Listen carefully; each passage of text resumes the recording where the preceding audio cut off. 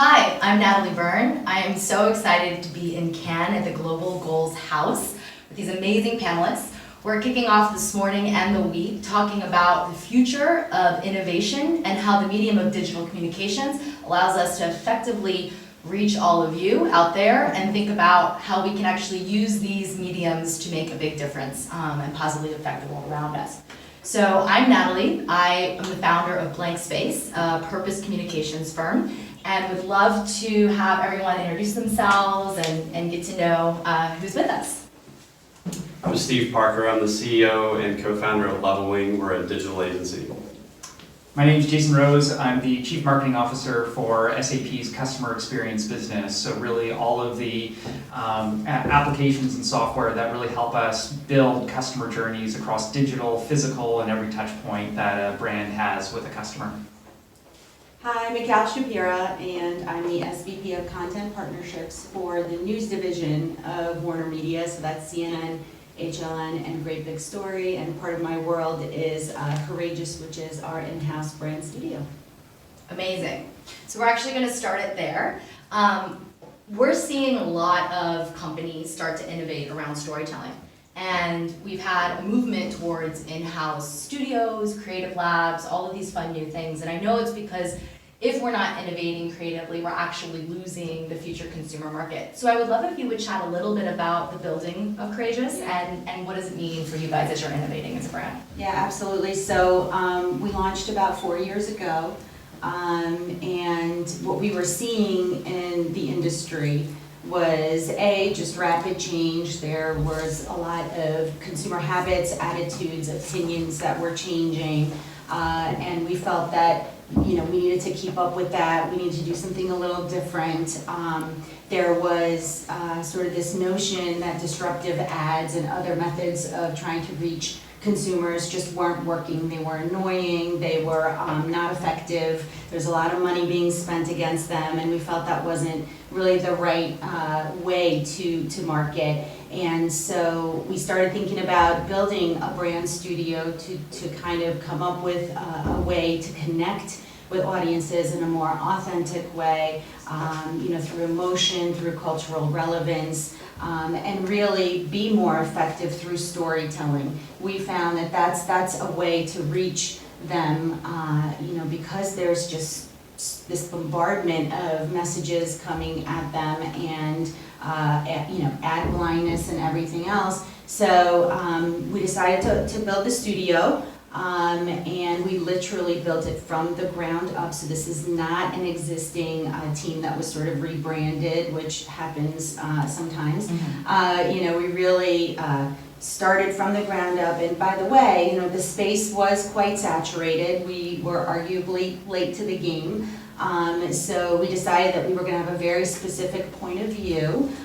We decided to specialize in video in particular, from a storytelling perspective, and we've been doing a lot of work since then. We've built it up. We have our own space down in Union Square.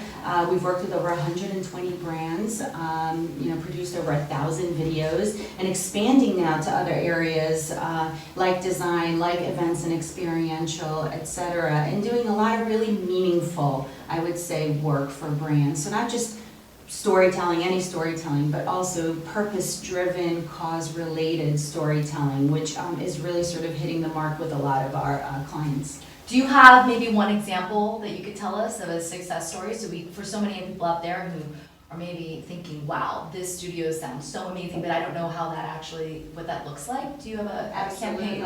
Yeah. We actually have something that we're going to screen later on today here at Cannes. You're hearing it first, guys. Yep, for Procter & Gamble. Actually, and we came up with this Pride and Progress platform for them around. So I saw Mark Pride this morning. Yeah, so he's going to be speaking, a Yeah. little bit later as well, and we're going to screen a film that we did for them through Courageous, which is actually 25 minutes long. It's called Out of the Shadows.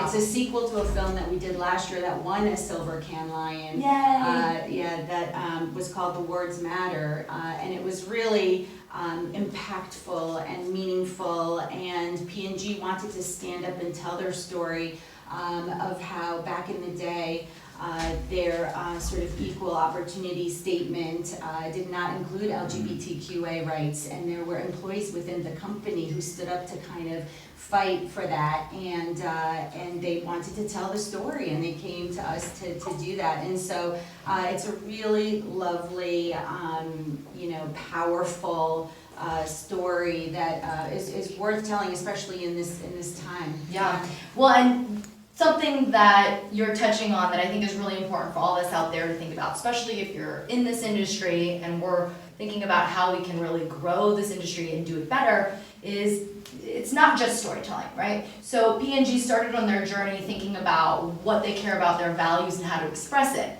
Partnered with you guys around how to really do that in a way using your expertise in storytelling. And what I love about that story, and I actually talk about it a lot, is the idea that it innovated the company itself. It had the opportunity to change culture. And we're not just talking about old school CSR. This isn't just putting some social initiative in an HR department. We're thinking about, what does our business mean? What is the culture for our employees? And what is the storytelling we want to give to the consumers around that? That's right. And actually this year we're also expanding, because it was so successful and the partnership goes so deep, and everyone felt like it was, just so important to talk about this topic and bring it to life. We're actually also doing an event. So on June 27th in New York City, we're going to be doing a public exhibit that actually talks about this movement through the decades, Yes. from the 1940s to current day. And we're going to have 300 or so artifacts that are actually like personal items of LGBTQA, members of the community who've kept all of this memorabilia that really meant something to them over the years. That was part of this movement. Amazing. And so we're telling that story now in real life, and we're going to film that for distribution as well. So it's kind of like a really big platform that we're building.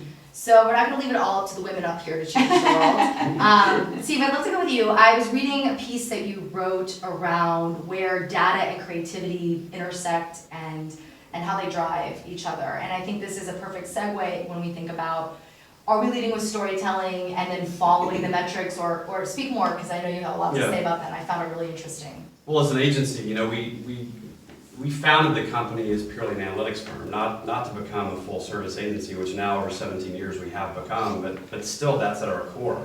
And I think that, although we use data first to help inform what we have to create, I think storytelling is still a huge part of how you get the message across. And we were talking upstairs even about, how the large agency holding companies and most agencies don't do a lot of this purpose or goals-driven content for themselves. They do it for other brands.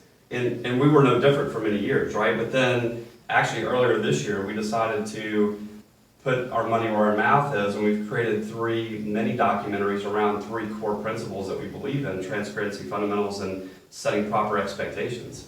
And a lot of that was driven off of data that we had of questions that we would get from people that were applying to work for us, and client conversations that we'd have about what makes us different.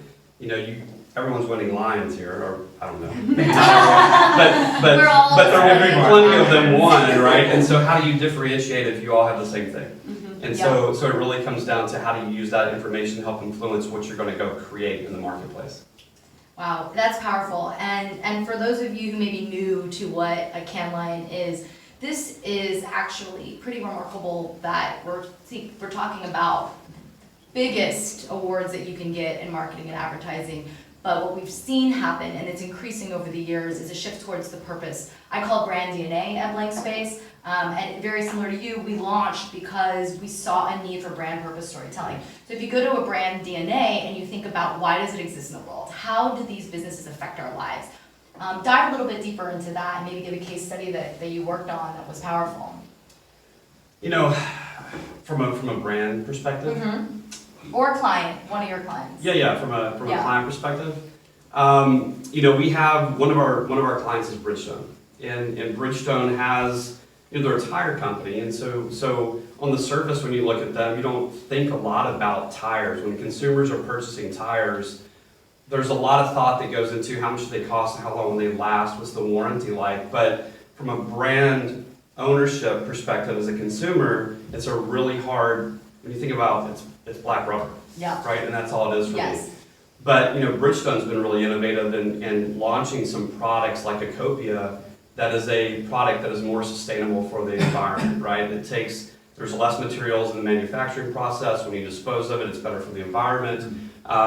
It creates more fuel efficiency in terms of how the car performs. So actually over a period of 3 to 4 years, the tires essentially pay for themselves. Wow. So it's, like I would say, it's That's a very the story. almost carbon neutral type of platform for Yeah. them. And it's been a great product for them over the last few years. And so there's been a lot of content that we've helped them create, as well as some of the other agency partners, around that storytelling of why is this product different than all the other products in the marketplace. And speak a little bit on, specifically because of what we're talking about today, your media strategy around digital communications and actually creating community, because that's what we're talking about. Technology is innovating the way that we can communicate and reach all of you. So if we think about innovation, technology, community, I'd love for you to just speak a little bit about how you did that.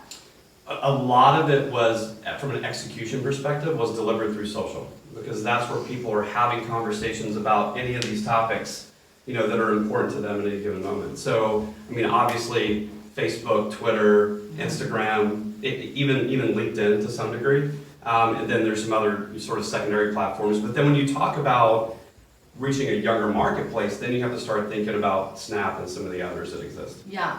So I think it's really powerful to think about how you're touching on something that's a perfect segue to what Jason does. And by the way, you can't see that his shoes are super hot. we were trying to get everyone to just film our shoes because we're all tired of Cannes, we're on jet lagged and all of that. But anyways, thinking about communications through social media is the first time that not only transparency, which you touched on, but a brand can actually speak directly to its end consumer. And I think a lot of you have seen the effects of the end consumer speaking back to the brand.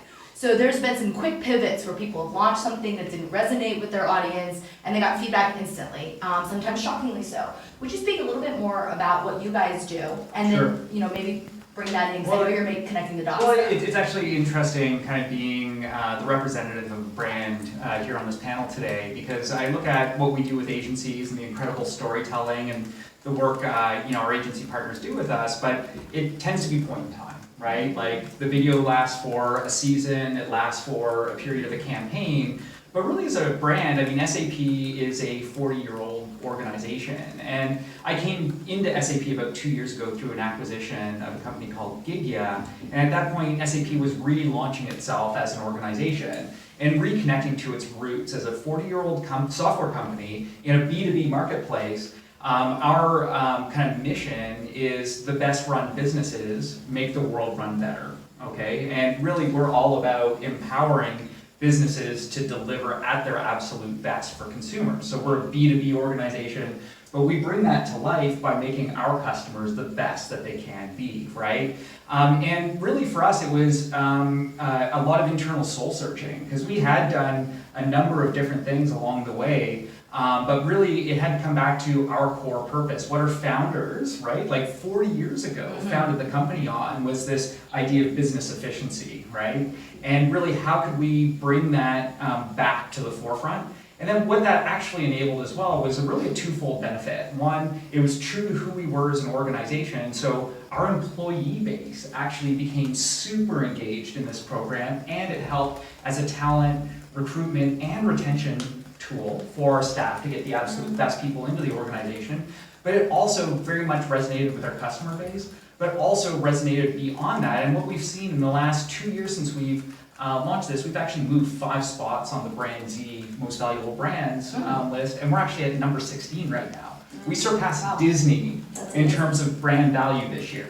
Okay, this is a big B2B German software company, and we are like in well in the top 20 most valuable brands, because I think we have done such a good job of connecting back that core mission of making businesses run better to purpose in the world.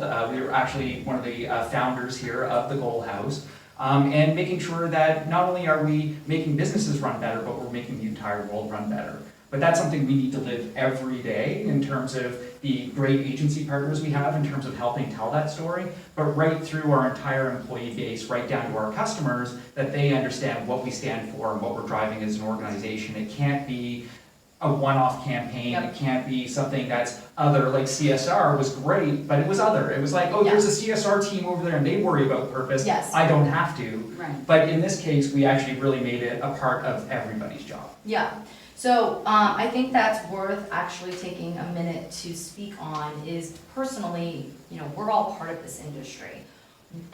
What do we think about our individual responsibility around innovating the industry, pushing the industry? I work inside of Unilever on brand purpose with the Prestige portfolio, and I love that work because we're pushing these brands to really communicate what they stand for. And I love just to hear about personally where you see this ladder up, and when we think about what we're here for and who's gathering us, the UN and our SDGs, and I mean, this is real stuff. When you think about access to quality education and gender equity, sustainable communities, this is how we thrive as a globally connected ecosystem.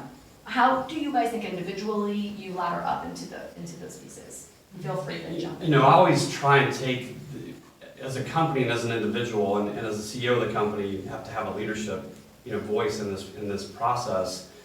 I try and take the most fundamental aspects of it, which is actually one of our core principles too, fundamentals, right? And so whether it's internally, how we educate our staff, how we work with our team, you had said it's not a one-time thing about the topic you were just talking about. It's about continuity. So what are the little things that you can do every day a little bit better than everyone else? And that will ultimately create innovation for you or a platform for you to be able to go do something that's considered innovative.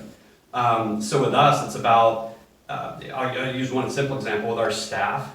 Everyone has a review every 30 days. Wow. And it's about constant communication. That also includes performance. It includes how are you feeling today and what other things do I need to know about you to help you work better, work smarter, to feel better about the work that you're doing on a daily basis. And I think that those things are really basic, fundamental elements. If you're having a relationship with anyone, if you don't talk to them every day, then you don't continue to build that relationship. So that would be one example. And you have to allow that to filter through all types of different individuals. Our agency, for example, over half the staff are women or minorities. And so you're taking a lot of different perspectives and backgrounds, trying to mix them and make sure that everyone can work in conjunction to achieve the same goals for us as a company, and then also for the brands that we represent. That's really interesting. At Unilever, similarly, we look at personal goals that also line up around impact. So everyone is measured not only on the KPI of their performance goals, but also around sustainability and impact. And you have to really think about where that is for you. So I think that's powerful, and talking with your staff every 30 days allows you to actually create a culture of communication at home, right? You'll learn a lot earlier about something. So I think that by and large in our industry, agencies are really bad internal communicators. As much as we're about communicating brand messages to the marketplace, as an industry as a whole, and there's examples where this doesn't happen, but by and large, I think really bad internal communicators. And so it is. We actually, when we started to change and create this type of a process internal for us, this was 2014, and we called it a commitment to communication. That was the whole theme for the year. It was about how do we commit to communication, and it was about internal, personal meetings every 30 days. It was about a Friday morning stand-up, whether you're in the New York office, San Francisco, Charleston, you're part of that. And it also included how we communicate with clients. Less email, more phone calls, more digital tracking of process, and so that everyone can have access to everything from a transparency perspective. So it all fit into one, and each one of those had really small individual components that you could call a fundamental. That's great. Does anyone else have any thoughts on that? Yeah. Yeah, I mean, I think it's really important as a leader, to inspire everyone on your team by leading by example. And so being purpose-driven is something I personally live, day in, day out. And I think, you inspire that in others and acknowledge and reward when you see, others kind of exhibiting that behavior and getting behind it. I think you touched on something in terms of the diverse hiring, which is also something that we feel really strongly about and do a lot of. And I think, not just sort of race, background, gender, et cetera, but I think also like purpose, and what people believe in and what their passions are, because then it turns into, I think, a product, an output that is more meaningful to them, and then in turn to the audiences that are watching it.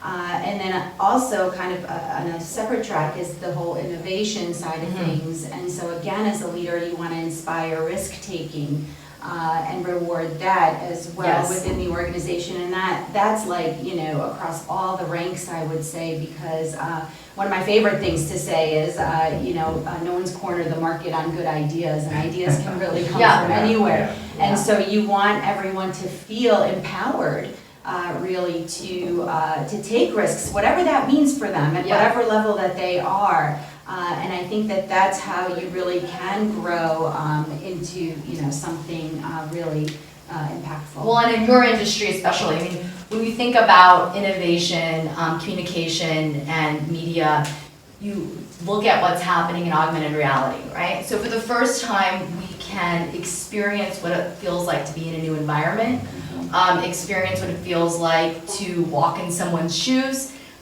These experiences are changing the way that we think about digital communications, if you will, from a really basic level.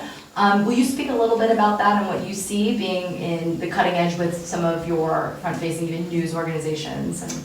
In terms of innovation, I mean, we're constantly experimenting with different tactics and different production techniques, and so yes, we've done some AR, we've done VR.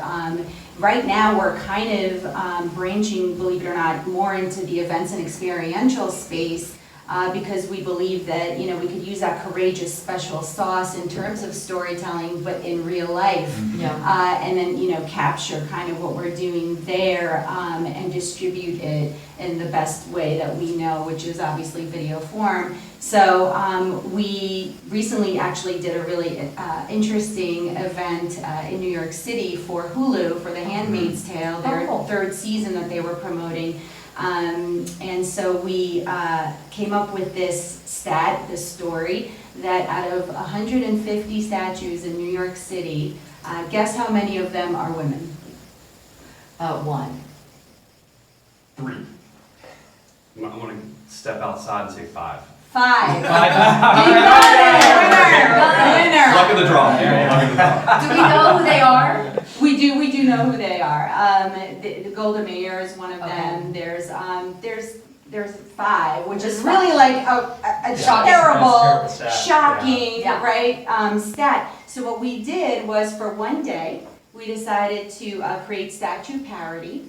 And we created 140 statues of women in Flatiron Plaza. That's amazing. And they are a silhouette of a woman, really, in this mirrored kind of texture and material. So the idea is that from afar, you get the sense that it's, women are invisible. That is how fleeting their representation has been throughout history, even though they have helped shape it in so many ways. And then when you get up close, you see yourself, and the idea is that this could be you, and so you can change things, you can shape the future. Anyway, it was a really, really interesting experience, and I actually, back to the purpose thing, I had a couple of women chase me. They saw that I had some involvement with it, and they chased me as I was leaving and said, thank you so much for doing this. This means so much. So well, it was just and really even more, exciting. you're in a very public-facing, influential leadership position as a woman, making decisions like this, and I think that that's something else we need to see. And it's, when you think about digital communications and actually gender, a statistic that I found really interesting, even from Shark Tank, that they say in all of the seasons of the businesses, the people who've been the most successful are the ones who can tell a good story. And taking it one step further, the ones who can tell a good story digitally. Because women tend to be community driven, and I should actually say these are feminine qualities. They don't necessarily need to be subscribed to a certain gender, but the idea of building communities and having these conversations, everyone up here has made a living in this, so we have experts from all sides of the spectrum, and thinking about though what that means. So thank you actually Yeah. for the work you're doing and thank showing you. up, because I bet every day Thank that there's a you. lot of young women in the company who now can see themselves in Thank such a powerful you. role. And we have, you know, a division within the company called WarnerMedia Impact, and we work really closely with them, you know, to kind of create more meaningful types of campaigns and programs for our clients around this space. And it's something I'm very committed to doing as a woman, as a leader. I think it you know, derives great conversation, great storytelling, great output, just great content in general. So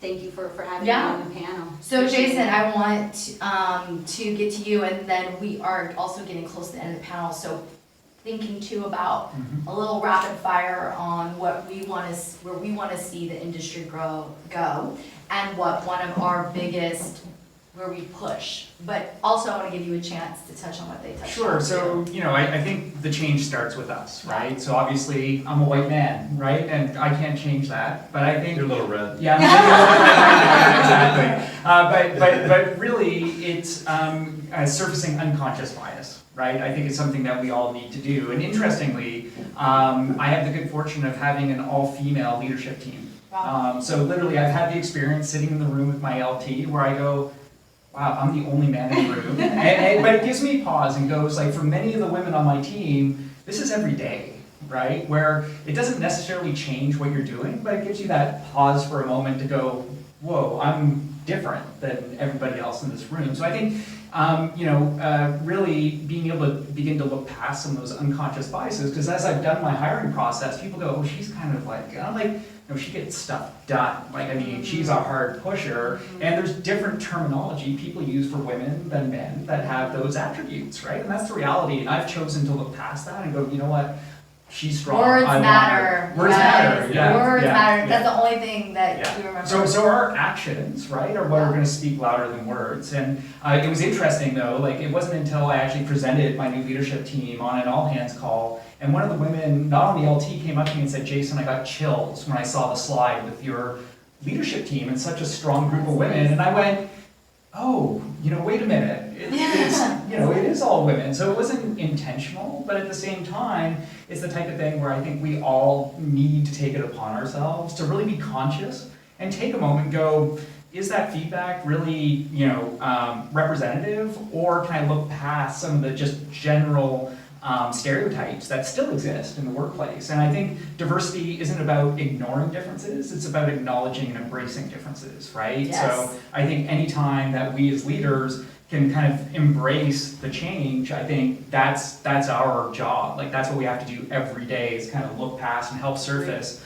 some of those unconscious bias. So that also answers your rapid fire where you want to see the industry go? Yeah, I think in terms of where I want to see, interestingly, so I'm at SAP, which is a huge brand, right? But I've been doing startups for the last 4 years. I was acquired into SAP about 1.5 years ago. And interestingly, in startup world, you know, the marketeer is actually responsible for everything from corporate strategy, what markets we're going to go after, all the way through customer renewal and retention, right? So who sat next to the chief executive officer every day? Yeah. The CMO, right? And I think for those of you out there at more traditional brands, I think marketing has traditionally been maybe a rung or two down from the CEO, maybe not a part of the board discussion or the leadership But discussion. that brand innovation, yeah. But if that's you want to live the values, Yeah. if you want to kind of tell a consistent story, marketing really needs to step up. This is what we do at Blank Stars. And This is- assume I couldn't assume agree more. the leadership position That's that is required now Yeah. in order for us to engage the modern consumer, because they are engaging with us everywhere, social, physical, Yeah. digital. It all needs to come together, and the CMO and the marketing team is best positioned to drive that change. That's amazing. How about you, Steve? I think you have, like, if you were to, not that you should, but if you follow me on Instagram, there's a little quote I have on there, and it says, you know, will work for commitment. And I think that that's how I feel. Like, I'm either committed to something or I'm not, and the people around me and even the brands that I desire to work with and that we work with have a commitment to something. It doesn't mean everything that's behind us, Right. but it's a commitment to something to move forward. So as an industry, for me personally, I think it's about what direction I would like to lead our company and attempting to lead our company is making sure that we're not trying to chase a shiny object.